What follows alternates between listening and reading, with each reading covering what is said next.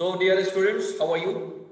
Today we are going to discuss moving iron type instruments.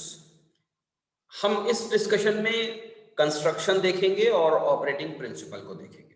Okay, तो सबसे पहले introduction, इस इंस्ट्रूमेंट को थोड़ा सा जान लेते हैं. Permanent magnet moving coil instrument आप कर चुके हैं, उसका कंस्ट्रक्शन जानते हैं, वर्किंग प्रिंसिपल जानते हैं. इसके अंदर मूविंग पार्ट कॉइल नहीं होती, इसके अंदर मूविंग पार्ट आयरन होता है. जस्ट अपोजिट है, या कहिए आप मिरर इमेज है. किसका? Permanent magnet moving coil instrument का मिरर इमेज है moving iron type instrument. Okay, इसके अंदर moving iron type instrument are generally used to measure alternating voltages and currents. तो जनरली नहीं, स्पेसिफिकली ये हम ऑल्टरनेटिंग क्वांटिटीज को मेजर करने के लिए, जिनमें से वोल्टेजेस और करंट्स शामिल हैं, जिनको हम permanent magnet moving coil instrument के जरिए मेजर नहीं कर सकते हैं, ऑल्टरनेटिंग क्वांटिटीज को, that we have discussed earlier. तो जो ऑल्टरनेटिंग वोल्टेजेस या ऑल्टरनेटिंग करंट्स होंगे, उनको हम मूविंग आयरन टाइप इंस्ट्रूमेंट से ही मेजर कर सकते हैं, क्योंकि effective torque permanent magnet moving coil instrument में 0 होती है. इसलिए हम permanent magnet moving coil instrument के जरिए ऑल्टरनेटिंग वोल्टेज या करंट मेजर नहीं कर सकते, जिसके लिए मूविंग आयरन टाइप इंस्ट्रूमेंट्स को इंट्रोड्यूस किया गया है. थोड़ा सा और समझते हैं. In moving iron instruments, the movable system consists of one or more pieces of specifically shaped soft irons. Soft iron के specific shape के, specially designed shape के, वो shape क्या होता है ये अभी हम इसी लेक्चर में थोड़ी देर में जानेंगे. एक या कई पीसेस हो सकते, एक या दो पीसेस हो सकते हैं. ये pieces in the shape of vane हो सकते हैं, in the shape of cylindrical shaft हो सकते हैं. ये हम देखेंगे. Which are so pivoted as to be acted upon the magnetic field produced by the current in the coil. Coil तो इसमें भी होती है, हालांकि वो मूविंग नहीं होती है. तो कॉइल के अंदर जो करंट फ्लो करता है, that actually magnetises the iron pieces which are moving, and one iron piece is also not moving in one kind of instrument that we will discuss in this lecture also. तो जो moving coil जो coil है आपकी, जो कि fixed है, उसके अंदर जब भी measured quantity वाला या उसके हिसाब से करंट फ्लो करेगा, तो वो मैग्नेटाइज करेगा आयरन को. तो जो आयरन मूविंग आयरन होगा, वो बेसिकली मूव करेगा. ठीक, ये छोटा सा एक इंट्रोडक्शन है. आगे हम इसके कुछ पार्ट्स देख लेते हैं, और ये किस तरीके का एक्चुअली में दिखता है उसको तो अगली स्लाइड में देखेंगे हम. बहरहाल इसके कुछ पार्ट्स का हम जिक्र कर लेते हैं. नाउ इन दिस स्लाइड, सबसे पहले इस स्लाइड के लिए मैं अपना ये अपना ये फोटो थोड़ा सा छोटा कर लेता हूं, ताकि आपको परेशानी ना हो और कोई चीज छुपे ना आपसे. ठीक है, ओके. ना in this slide you can easily see it is attraction और सिंगल आयरन टाइप इंस्ट्रूमेंट. अगर एट्रैक्शन या सिंगल आयरन टाइप इंस्ट्रूमेंट होगा, तो बेसिकली होगा क्या वहां पर? Different components and parts of a moving iron type instrument. Moving element इसके अंदर क्या है? A small piece of soft iron का एक स्मॉल पीस है, फ्रॉम द वेन और रॉड. देखिए यहां पर एक ये आपका एट्रैक्शन टाइप है, और इसके अंदर एक ये सिंगल वेन है जो कि आपकी मूव करती है, जिसका जिक्र यहां पर किया गया है. ठीक है, इसको मैं अभी साइड में कर देता हूं. पहले हम पढ़ लेते हैं, फिर इसको देखते जाएंगे. कॉइल है इसके अंदर. एक क्या चीज है? कॉइल है. कॉइल बेसिकली देखिए कहां पर है? कॉइल यहां पर है. कॉइल यहां पर वाउंड की गई है. ये कॉइल यूं आती है और यूं चली जाती है, यूं आती है और यूं चली जाती है, यूं आती है और यूं चली जाती है. तो ये एक कॉइल है जिसको हमने वाउंड किया है, और ये एक क्रॉस सेक्शनल व्यू आपको शो किया गया है एक आपके attraction type moving iron type instrument का, ठीक है, इसके बारे में अभी डिस्कस करेंगे हम। तो कॉइल को मैंने बता दिया कि कॉइल किस लिए यूज होती है, to produce the magnetic field due to current carrying due to current flowing through it and also to magnetize the iron piece. Iron piece को मैग्नेटाइज करने के लिए इसके अंदर करंट फ्लो होता है। करंट उसी क्वांटिटी के प्रोपोर्शनल होता है जिसको हमें मेजर करना है, चाहे वो वोल्टेज हो चाहे वो करंट हो। Okay, now let us talk about second part. One is repulsion type. ये जो मैंने फिगर आपको दिखाई है ये रिपल्शन टाइप की नहीं है, ये अट्रैक्शन टाइप की है। रिपल्शन टाइप की फिगर अभी मैं दिखा दूंगा आपको। In repulsion type, a fixed vein or rod is also used and magnetized with the same polarity. Repulsion type के अंदर फिक्स्ड वेन भी होती है और मूविंग वेन भी होती है। मैं इस पॉइंट को आपको दिखाई देता हूँ। देखिए ये बेसिकली रिपल्शन टाइप इंस्ट्रूमेंट है। इसके अंदर ये इस फिगर की तो अभी हम डिटेल में बात करने वाले हैं, फिलहाल आप देख लीजिए। एक इसमें ये बीच वाली जो रॉड है या आप है ना, ये जो बीच वाले ये cross sectional cut cross sectional view है ये, तो ये तो बेसिकली मूविंग है। और ये बाहर वाली जो है जो आउटसाइड वाली है ये बेसिकली फिक्स्ड आयरन वेन है, ठीक है। तो इसके बारे में अभी हम डिस्कस करेंगे, खाली अभी तो मैं पढ़कर आपको ये बता रहा हूँ ये एक्चुअली में होता किस तरीके का है। Now control torque is provided by the spring और वेट। कंट्रोल टॉर्क हम कैसे प्रोवाइड करते हैं, या तो स्प्रिंग के जरिए करते हैं या वेट के जरिए करते हैं। इसको हम दिखा देते हैं आपको। जो इंस्ट्रूमेंट है उसके अंदर कैसे बनी हुई है कंट्रोलिंग टॉर्क, या कंट्रोलिंग टॉर्क कैसे प्रोवाइड की जाती है। देखिए जो आपका रिपल्शन टाइप इंस्ट्रूमेंट है उसके अंदर तो कंट्रोलिंग टॉर्क ये हेयरलाइन स्प्रिंग है, इसके जरिए प्रोवाइड की जाती है। इसके नीचे ही एक और डायग्राम बना हुआ है जो कि बेसिकली अट्रैक्शन टाइप का है। यहाँ पर जो कंट्रोलिंग टॉर्क है वो बेसिकली इन वेट्स के जरिए अचीव की जाती है। ओके, इन वेट्स के जरिए अचीव की जाती है। आगे बढ़ते हैं। अब जो अगला पॉइंट है वो क्या है, damping torque is normally pneumatic. आमतौर से न्यूमेटिक हम मैकेनिज्म या सिस्टम यूज करते हैं। न्यूमेटिक मतलब जिसके अंदर फ्लूइड हो, air is also a kind of working fluid. तो pneumatic, the damping device consisting of an air chamber and moving vane attached to the instrument spindle. Spindle जो कि आपका मूविंग पार्ट का जो बीच वाला स्पिंडल है, जो रॉड है जिसके ऊपर पूरा मूविंग सिस्टम जिसके अबाउट रोटेट कर रहा है, उससे कनेक्ट कर दिया जाता है। और जो डैम्पिंग डिवाइस होता है वो आमतौर से न्यूमेटिक होता है। तो इसको हम देख लेते हैं। जैसे कि आपका ये अट्रैक्शन टाइप इंस्ट्रूमेंट में ये जो आप देखेंगे, ये जो चैम्बर है बेसिकली ये एयर डैम्पिंग चैम्बर है। तो ये न्यूमेटिक आपकी डैम्पिंग प्रोवाइड की जा रही है। कैसे प्रोवाइड की जा रही है जब हम इस फिगर पर आएंगे तो देखेंगे, अभी तो खाली मैं दिखा रहा हूं, ठीक है। After that you see the last point as of this construction is deflecting torque produces a movement on an aluminum pointer over a graduated scale. Deflecting torque जब प्रोड्यूस होती है, डिफ्लेक्टिंग टॉर्क जब क्रिएट होती है तो एक movement create करती है एल्युमिनियम पॉइंटर पर, ठीक है, over a graduated scale. Graduated scale के ऊपर एक आपके पॉइंटर मूव करने लगता है। So this is a small summary और this is summary regarding the construction of the attraction as well as repulsion type instrument. अब हम इसको थोड़ा सा डिटेल में जानने की कोशिश करते हैं, ठीक है। सबसे पहले मैं अपना फोटो यहाँ साइड में खिंचवा लेता हूँ।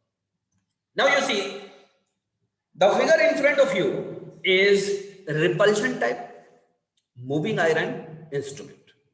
That instrument can be used for the measurement of current as well as for the measurement of voltage for alternating format or domain. Okay. Now एक एक चीज को इसके ध्यान से जानते हैं। सबसे पहले जो मैंने लेबलिंग कर रखी थी उसको उसको हटा देता हूं ताकि आपको कंफ्यूजन ना हो। Okay okay and this one, और ये आखिरी दिस वन। तो ये बेसिकली रिपल्शन टाइप इंस्ट्रूमेंट है। ऐसा इंस्ट्रूमेंट है ये, रिपल्शन टाइप इंस्ट्रूमेंट है। इसके जो पार्ट्स हैं वो गिन लेते हैं। दिस इज द पॉइंटर, ये पॉइंटर है। ये कहां पे अटैच है? ये इस स्पिंडल के अंदर अटैच है, ठीक है। ये स्पिंडल किससे जुड़ा हुआ है? स्पिंडल जुड़ा हुआ है मूविंग आयरन से। जो सॉफ्ट आयरन का मूविंग पार्ट है उससे ये स्पिंडल जुड़ा हुआ है। अगर ये सॉफ्ट आयरन मूव करेगा तो ये आपका स्पिंडल भी मूव करेगा, या मूविंग शाफ्ट जो है वो भी मूव करेगी, और उसके मूव करने से ये पॉइंटर भी मूव करेगा। ओके, इसके जस्ट बाहर ये बेसिकली कैसा है? ये फिक्स्ड वेन है या फिक्स्ड आयरन है, ओके, जिसके बीच में मूविंग आयरन है हमारा। इसके जस्ट बाहर आप ये देखेंगे, this thing is basically A coil. ये कॉइल है जो इसके अबाउट है। तो ये कट क्रॉस सेक्शनल व्यू है।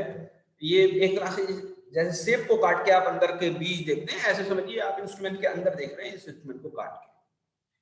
और ये दो टर्मिनल्स हैं जो बेसिकली कॉइल्स के दो टर्मिनल हैं, जिनके थ्रू आप, जिनके अक्रॉस आप वो दो टर्मिनल्स कनेक्ट कर सकते हैं सर्किट के, जहां पर आपको वोल्टेज या करंट मेजर करना है। ओके, तो फिक्स्ड ये कॉइल कैसी होती है? ये फिक्स्ड सिलिंड्रिकल कॉइल होती है, और ये मीटर के दो अलग टर्मिनल्स हैं जिनको हम मीटर से बाहर निकालेंगे। Now as discussed earlier, here spring are provided here, और एक नीचे भी होगी जो फिलहाल नहीं दिख रही है। ये स्प्रिंग प्रोवाइड की गई है for the purpose of providing controlling torque. Okay, इसको पढ़ लेते हैं ये किस तरीके से करता है, या इसको पहले समझ लेते हैं। देखिए, जब इस कॉइल के अंदर आपके करंट फ्लो करेगा, जब इस कॉइल के अंदर करंट फ्लो करेगा, जब इस कॉइल के अंदर आपके करंट फ्लो करेगा तो क्या होगा? जब इस कॉइल के अंदर करंट फ्लो करेगा तो ये मैग्नेटाइज कर देगा दोनों वेन्स को। जब ये मैग्नेटाइज कर देगा दोनों वेन्स को, तो दोनों जगह सेम पोल बनेंगे। इसकी हर इसके ये कॉइल, ये वेन कैसे होगी? एक तो फॉर एग्जांपल ये सिलेंडर और एक ये सिलेंडर।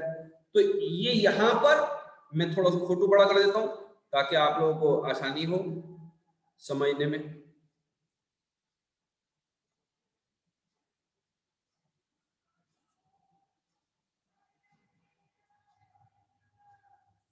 तो ये समझिए, एक तो ये सिलेंडर है और एक ये बाद में ये सिलेंडर है, ठीक है। तो एक सिलेंडर अगर मैग्नेटाइज होगा तो दूसरा वाला भी मैग्नेटाइज होगा, और इनके जो पोल्स होंगे वो सेम होंगे। जब पोल सेम होंगे तो क्या होगा? जो मूविंग पार्ट वाला है वो क्या होगा? ऐसे रोटेट करेगा। क्या करेगा? ऐसे रोटेट करेगा अंदर वाला। तो जब ये रोटेट करेगा, जब इनसाइड वाला सिलेंडर आपके रोटेट करेगा तो क्या होगा? पॉइंटर मूव करेगा, और इसका जो रोटेशन होगा थीटा होगा, वो फंक्शन होगा किसका? करंट का। और वो डायरेक्ट फंक्शन होगा या स्क्वायर्ड फंक्शन होगा, ये हम अभी बाद में देखेंगे। फिलहाल तो हम कंस्ट्रक्शन को इसके समझना चाहते हैं, ठीक है। अब इसको थोड़ा पढ़ लेते हैं, क्या लिखा हुआ है।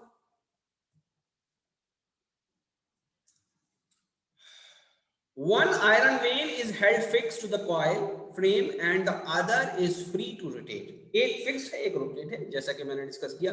Carrying with it the pointer shaft, two iron lies होना चाहिए, lies in the magnetic field produced by the coil that consists of only few turns. If the instrument is an ammeter, or of many turns if the instrument is a voltmeter. बहुत simple सी बात है कि जब भी हमें instrument को ammeter बनाना है, जब भी हम इंस्ट्रूमेंट को क्या चाहते हैं? एमीटर बनाना चाहते हैं, तो हम ये नहीं चाहते कि एमीटर के अक्रॉस वोल्टेज ड्रॉप ज्यादा हो। हम ये चाहते हैं कि एमीटर के अक्रॉस वोल्टेज ड्रॉप बहुत कम होना चाहिए।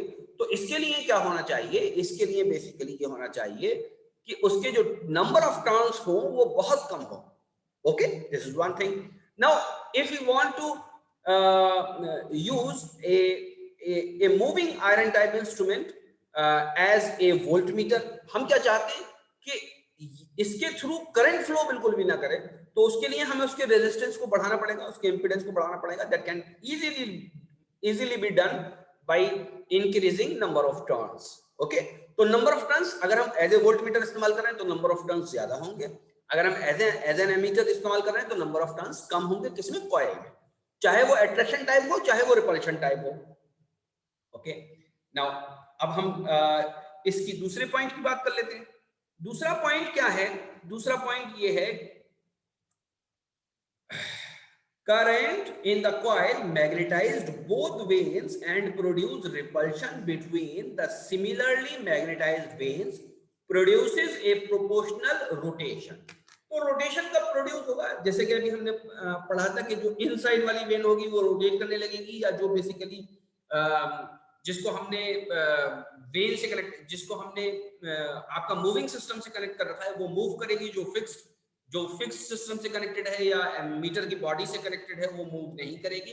टॉर्क तो दोनों पर लगेगी, तो जो मूविंग आपके मूविंग आयरन होगा वो क्या करने लगेगा? वो मूव करने लगेगा। उससे हमने स्पिंडल अटैच कर रखा है, उससे हमने स्पिंडल अटैच कर रखा है, उससे स्पिंडल अटैच कर रखा है, तो उससे पॉइंटर अटैच कर रखा है, तो पॉइंटर भी मूव करेगा। पॉइंटर कितना मूव करेगा ये इस पे डिपेंड करेगा कि टॉर्क कितनी है।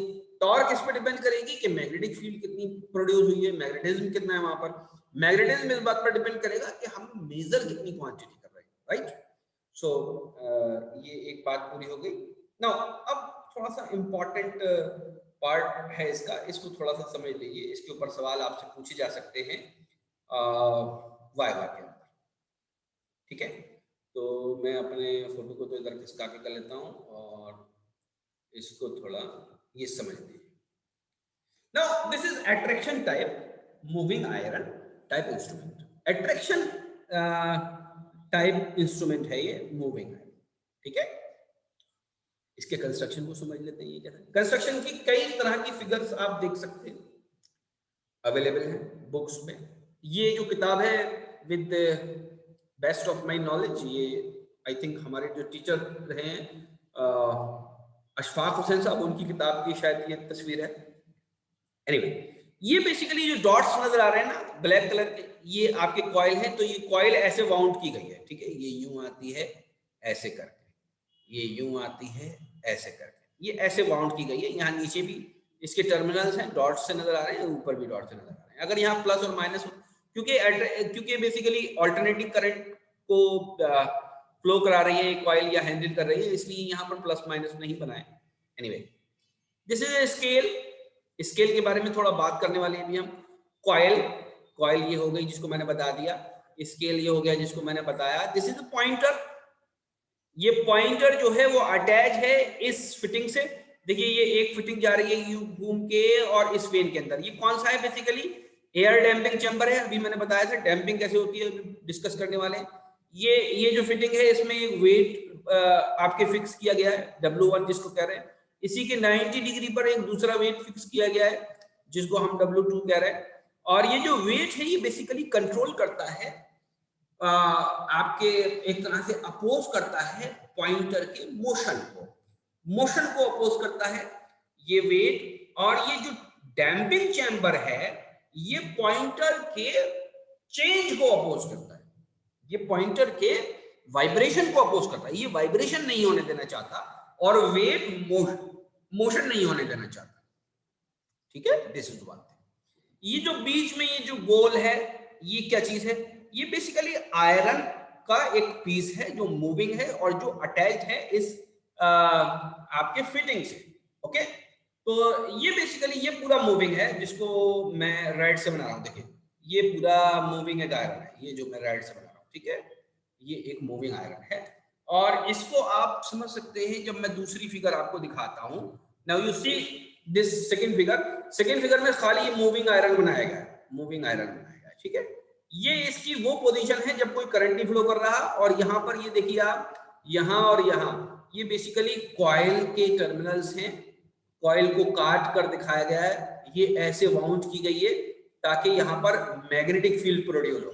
अब अगर ऐसे कोई करंट फ्लो कर रहा है, अगर ऐसे कोई करंट फ्लो कर रहा है, सॉरी करंट फ्लो अगर नीचे से ऊपर फ्लो करेगा, अगर नीचे से ऊपर यूं फ्लो करता है तो इस वाले केस में क्या होगा? ऊपर से नीचे अगर फ्लो कर रहा है, अगर ऊपर से नीचे करंट फ्लो कर रहा है तो आप देखेंगे ये दूसरी फिगर के अंदर आपको डायरेक्शन ऑफ H बनाया गया है, बेसिकली ये डायरेक्शन ऑफ B भी होगा, बिकॉज B और H के अंदर डायरेक्ट रिलेशन होता है, तो ये डायरेक्शन ऑफ H होगा। बेसिकली यहाँ पर ये मैग्नेटाइज हो गया या मैग्नेटिक फील्ड इस्टेब्लिश हो गई, मैग्नेटिक फील्ड इस्टेब्लिश हो जाएगी। इस्टेब्लिश कब होगी मैग्नेटिक फील्ड? इस्टेब्लिश जब होगी जब ये करंट फ्लो कर रहा होगा। ओके, बात समझ में आ रही है? तो ये आयरन आप देखेंगे यहां पर तो ये ऐसे था, यहां पर ये थोड़ा मूव कर गया, थोड़ा सा यहां से ये इस डायरेक्शन में मूव कर गया, और इसके मूवमेंट की वजह से यहां पर बेसिकली क्या अटैच था, यहां पर पॉइंटर अटैच था, यहां पर एक पॉइंटर अटैच था, तो पॉइंटर भी मूव कर जाएगा इस डायरेक्शन में। बात समझ में आती है?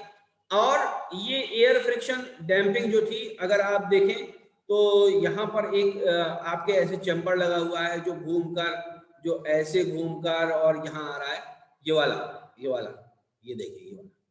तो जिस टाइम ये इधर की तरफ मूव करेगा तो ये जो पिस्टन है ये घूमकर यहाँ पर आ जाएगा। बात समझ में आई?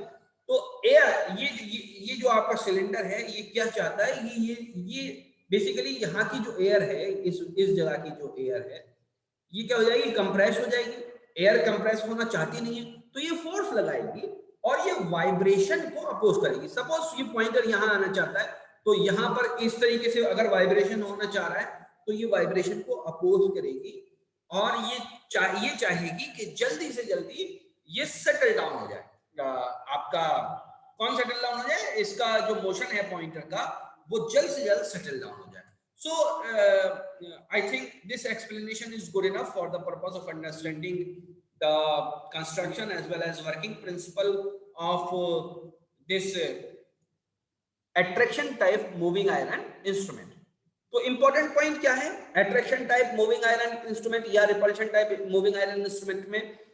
important points ये है कि coil move नहीं करती, iron move करता है। दो तरह के होते हैं, attraction type होता है, repulsion type होता है। डैम्पिंग कैसे प्रोवाइड करते हैं? पॉइंटर बहुत इंपॉर्टेंट है, पॉइंटर की मैं बात करना भूल गया हूं। पॉइंटर की मैं बात अभी कर लेता हूं। देखिए ये एक मैंने फिगर आप लोगों को दिखाने के लिए लगा ली थी, इसको जरा ध्यान से देखिए। ये आपका एक इंस्ट्रूमेंट है जिसका स्केल मैंने बनाया है, यहां से यहां तक। फॉर एग्जांपल ये 5 एम्पियर मेजर कर रहा है, तो यहां से यहां तक भी ये क्या मेजर करेगा, ये 5 एम्पियर ही मेजर करेगा। आप इसको देखिए कि ये यहां से यहां तक भी क्या मेजर करेगा, 5 एम्पियर ही मेजर करेगा। ये जो एंगल है ये तो कम है और ये ज्यादा है, और यहां से यहां तक भी ये 5 एम्पियर मेजर करेगा, तो ये जो एंगल है ये और ज्यादा हो गया। इसका मतलब क्या है कि जो पॉइंटर जो स्केल है वो लीनियर स्केल नहीं होता, वो कैसा स्केल होता है, नॉन लीनियर होता है। और इसको जब हम अभी जब डेरिवेशन कर रहे होंगे टॉर्क और मेजरिंग क्वांटिटी के रिलेशन का, तो उसमें आपकी बात समझ में आ जाएगी। द वेरी इंपॉर्टेंट पॉइंट और very important question regarding the moving iron instrument that कि इसका जो स्केल है वो लीनियर होता है या नॉन लीनियर होता है। तो आंसर है इसका स्केल नॉन लीनियर होता है। उसकी वजह ये होती है कि जो हमारी टॉर्क है वो डायरेक्टली प्रोपोर्शनल नहीं होती, या जो थीटा है वो डायरेक्टली प्रोपोर्शनल नहीं होता। किसके प्रोपोर्शनल नहीं होता? जो मेजरिंग क्वांटिटी। ओके, तो इसको हम इस बात को हम प्रूव करेंगे। This is the important thing to note, moving iron type instrument having scales that are non-linear and somewhat crowded in the lower range of the calibration। तो lower range में क्या होता है, crowded होता है, और lower range की जब आगे बढ़ते हैं तो ये थोड़ा सा डिस्ट्रीब्यूटेड हो जाता है, थोड़ा सा फैलता हुआ हो जाता है। तो ये देखिए स्केल यहाँ पर शो किया गया है, पॉइंटर शो किया गया है, air friction damping cross sectional view show किया गया है, मूविंग आयरन पीस है, और कंट्रोल वेट है जो कि बेसिकली कंट्रोल करते हैं मोशन का। So I think this explanation is good enough for the purpose of understanding moving iron type instruments scale, why the scale is crowded in the beginning, that we will see in the derivation part. Okay, so thank you very much, make the notes and इसको याद कर लीजिए, इसको पढ़ लीजिए। Okay, मैं stop कर देता हूँ।